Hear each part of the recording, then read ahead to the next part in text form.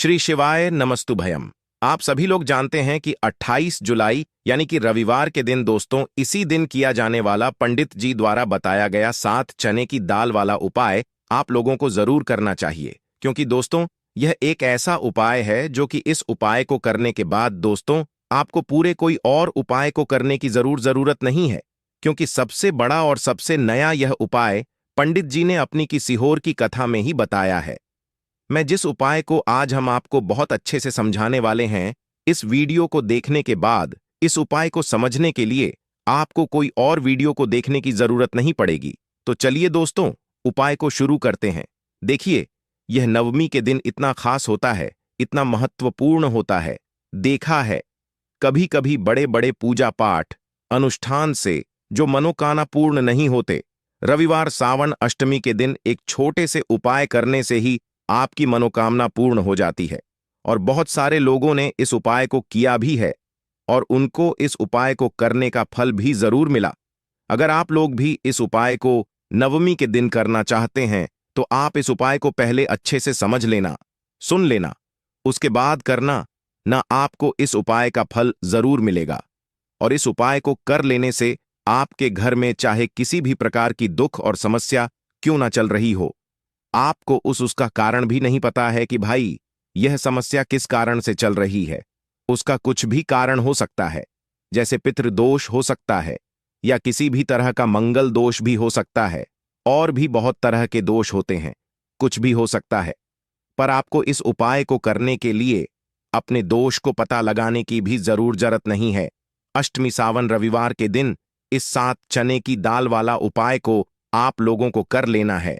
यह एक ऐसा उपाय है जिस उपाय को अगर किसी विशेष दिन पर किया जाए तो उस विशेष दिन का जो है वह तो हमें मिलता ही मिलता है, पर हमने उस दिन पर इस 7 चने की दाल वाला उपाय को किया है तो हमें उससे भी बड़ा फल मिलता है, और फल बहुत जल्दी मिलता है, क्योंकि आप इस उपाय को बहुत ही बड़े और विशेष दिन पर कर रहे हो, क्योंकि अष्टमी के दिन रविवार के दिन बहुत ही ज्यादा बड़ा होता है। इसीलिए दोस्तों आज की इस वीडियो में हम आप लोगों को 7 चने की दाल वाला उपाय समझाएंगे, जिस उपाय को करने से अगर आपकी किसी भी प्रकार की मनोकामना है, किसी भी प्रकार की दुख और परेशानी है, सबसे ज्यादा समस्याएं आपके जीवन में ही हैं। अगर आपको धन प्राप्ति नहीं हो पा रहा है, रुपए पैसे की आपके घर में लगातार दिक्कत परेशानियां चलती चली आ रही हैं, आपका व्यापार आपकी नौकरी अगर अच्छे ऐसे नहीं चल रहे हैं जिसकी वजह से घर में लगातार आर्थिक समस्याएं बनी रहती हैं, घर का कोई ना कोई सदस्य अगर बीमार रहता है, आपस में एक दूसरे से लड़ाई झगड़ा होता रहता है, किसी की अगर बनती नहीं है, तो पूज्य गुरुजी ने कहा है कि जब आपके जीवन में ऐसी परिस्थितियां आ जाएं कि आप एक एक रुपए खर्च करने से पहले कई बार सोचने लगे हो, आपको धन प्राप्ति अगर नहीं हो पा रहा हो, तो आपको सिर्फ और सिर्फ 7 चने की दाल वाला उपाय ज्येष्ठ नवमी के दिन से शिवलिंग के सामने एक ऐसा विशेष उपाय करना है जो आपकी इन सारी समस्याओं को सिर्फ 7 दिन के अंदर ही समाप्त कर दे। तो अब उसके बाद में दोस्तों यह वाला जो उपाय है यह किसको करना है, तो देखो घर का जो बड़ा और मुख्य सदस्य होगा उसी व्यक्ति को यह वाला उपाय करना है। आज का यह वीडियो बहुत ही खास होने वाला है, क्योंकि रविवार अष्टमी की तिथि में किए जाने वाले 3 विशेष उपाय आज आपको इस वीडियो में बताए जाएंगे। यह उपाय आप अपनी समस्या के अनुसार कर सकते हैं। इन उपायों में आपको धन प्राप्ति के उपाय बताए जाएंगे, आपकी मनोकामना पूर्ति के उपाय बताए जाएंगे, जीवन में किसी भी प्रकार के संकट चल रहे हैं, समस्याएं चल रही हैं तो उनको दूर करने के उपाय बताए जाएंगे। चलिए जानते हैं पूज्य गुरुजी द्वारा बताए गए सबसे पहले और सबसे खास उपाय के बारे में। चलिए जानते हैं पूज्य गुरुजी द्वारा बताए गए सबसे पहले और सबसे खास उपाय के बारे में। इस उपाय के लिए आपको सबसे पहले जरूरत पड़ेगी एक लोटे जल की। लोटा आप तांबे का ले लीजिएगा और जल आपको अपने किचन से लेना है। फिर इसी के साथ आपको सिर्फ 1 या 2 गुड़ के टुकड़े ले लेने हैं, छोटे छोटे गुड़ के टुकड़े आप ले लीजिएगा। फिर सबसे आखिर में आपको ले लेना है 5 या फिर 7 या फिर 11 या फिर 21 चने की दाल। जितनी भी आप चने की दाल ले सकते हैं उतनी आपको ले लेनी है। देखिए अष्टमी रविवार के दिन सावन अष्टमी की तिथि पड़ रही है। अष्टमी का दिन भगवान नारायण को समर्पित होता है और अष्टमी के दिन पीले रंग की सामग्री का किया गया कोई भी उपाय हमारे महादेव को अत्यधिक प्रिय लगता है। इसलिए आपको यह चने की दाल ले लेनी है। अब यह 3 सामग्री लेकर आपको शिवालय पहुंच जाना है। इस उपाय को अगर आप शाम को प्रदोष काल के समय में करेंगे तो आपके लिए सर्वोत्तम रहेगा। लेकिन बहुत से ऐसे लोग होते हैं जो दोष काल के समय इस उपाय को नहीं कर पाते हैं, तो फिर आप पूरे दिन में किसी भी समय इस उपाय को कर सकते हैं। देखिए, शिवालय पहुंचने के बाद आप एक कोशिश करिएगा कि आप दक्षिण दिशा में बैठ जाइए और उत्तर दिशा की तरफ अपना फेस कर लीजिए। लेकिन अगर शिवालय में भीड़ है तो ऐसी स्थिति में गुरुजी कहते हैं कि आप किसी भी दिशा में बैठकर शिवलिंग की पूजा प्रार्थना कर सकते हैं। अब देखिए, आप जो गुड़ के टुकड़े लेकर आए हैं उनको इसी एक लोटे जल में डाल लीजिए और ओम नमः शिवाय मंत्र का स्मरण कर लीजिए। यह कार्य आपको शिवलिंग के सामने ही करना है। फिर इसके बाद आप जितनी भी चने की दाल लेकर आए हैं उनके ऊपर इस जल से थोड़ा सा जल डाल लीजिए, जिससे आपकी यह चने की दाल गीली हो जाए, थोड़ी सी गीली हो जाएंगी।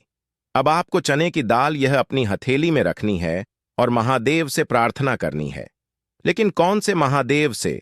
वृहदेश्वर महादेव से आपको प्रार्थना करनी है कि मेरे जीवन में धन प्राप्ति से संबंधित बहुत ज्यादा समस्याएं चल रही हैं। व्यापार अच्छे से नहीं चल रहा है, नौक में कोई ना कोई बाधा आ जाती है। जिस भी प्रकार की आपकी मनोकामना हो उस मनोकामना का स्मरण करिए, वृहदेश्वर महादेव से उस कामना को पूर्ण करने की प्रार्थना करिए और फिर यह चने की दाल आपको शिवलिंग के ऊपर समर्पित कर देनी है। जितनी भी चने की दाल आप लेकर आए हैं उनको एक साथ शिवलिंग के ऊपर समर्पित कर दीजिए। अब देखिए, यह दाल समर्पित करने के बाद आप जो एक लोटा जल लेकर आए हैं जिसमें आपने गुड़ के टुकड़े मिलाए हैं, उस जल से आप थोड़ा जल सबसे पहले श्री गणेश जी वाले स्थान में समर्पित कर दीजिए। फिर थोड़ा सा जल आप श्री कार्तिकेय जी वाले स्थान में समर्पित कर दीजिए। फिर थोड़ा सा जल माता अशोक सुंदरी वाले स्थान में समर्पित कर दीजिए और फिर थोड़ा सा जल माता पार्वती के हस्त कमल में समर्पित करते हुए आपको बाकी बचा हुआ पूरा जल शिवलिंग के ऊपर समर्पित करते जाना है और लगातार ओम नमः शिवाय या फिर शिव महापुराण के मूल मंत्र श्री शिवाय नमस्तुभयम, इन दोनों में से किसी भी एक मंत्र का लगातार स्मरण करते जाना है। पूज्य गुरुजी जी ने कहा कि जल आपको बिल्कुल धीरे धीरे समर्पित करना है और समर्पित करते हुए ध्यान रखिएगा कि इस जल के छींटे आपके पैरों के ऊपर न लगे। फिर उसके बाद वहीं शिवलिंग के सामने बैठकर वृहदेश्वर महादेव से प्रार्थना करते हुए आपको वापस अपने घर आ जाना है। पूज्य गुरुजी ने कहा कि सावन रविवार अष्टमी के दिन अगर हम लोग चने की दाल वाला कोई भी उपाय शिवलिंग के सम्मुख करते हैं तो इससे हमें महादेव तथा भगवान नारायण की एक साथ कृपा प्राप्त होती है। तो दोस्तों, यह विशेष उपाय आप जरूर करिएगा। अब जानते हैं गुरुजी द्वारा बताए गए दूसरे खास उपाय के बारे में। यह उपाय भी आपकी मनोकामना को पूर्ण करने के लिए है। इस उपाय के लिए भी आपको एक लोटा जल ले लेना है, साथ ही साथ आपको एक बेलपत्र लेनी है। अगर आपके पास बेलपत्र नहीं है तो शिवलिंग के ऊपर छड़ी हुई बेलपत्र को उठाकर जल से शुद्ध करके फिर आप उसका भी इस्तेमाल कर सकते हैं।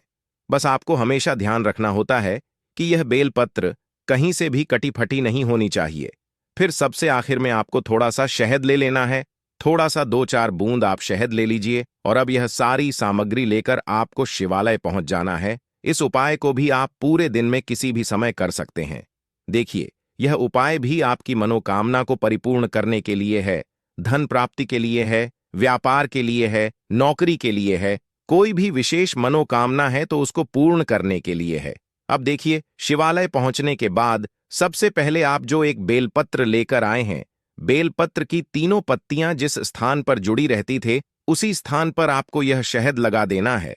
1 बूंद शहद या 2 बूंद शहद जो आप लेकर आए हैं उसको अपनी अनामिका उंगली में लगाइए और इस शहद को आप बेलपत्र की जो तीनों पत्तियां होती हैं उस तीनों पत्तियों का जो मिलन बिंदु होता है, जहां पर तीनों पत्तियां मिलती हैं, उस स्थान पर आपको यह थोड़ा सा शहद लगा देना है। यहां पर आपको शहद लगा देना है और फिर इसी स्थान पर आपको पकड़ लेना है। जिस स्थान पर आपने शहद लगाया है उसी स्थान पर आप पकड़ लीजिए और इस बेलपत्र को आप शिवलिंग के ऊपर समर्पित कर दीजिए।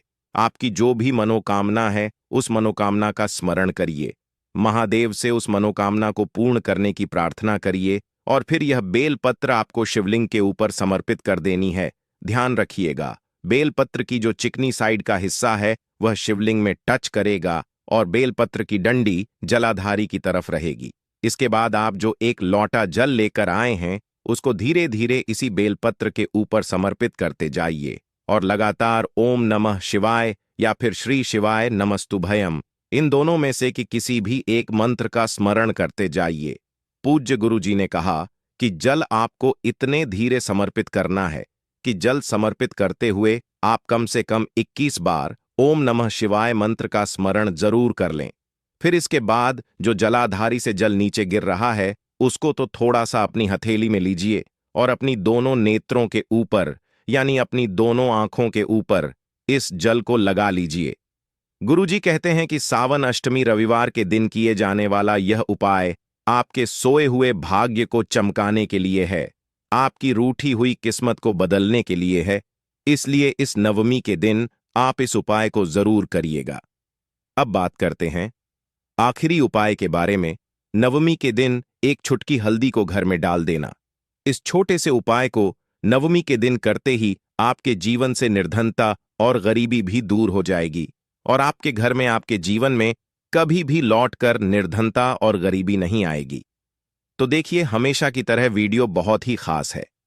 एक चुटकी हल्दी जो आपको अपने रसोई घर में, अपने किचन में ही बहुत आसानी से मिल जाएगी।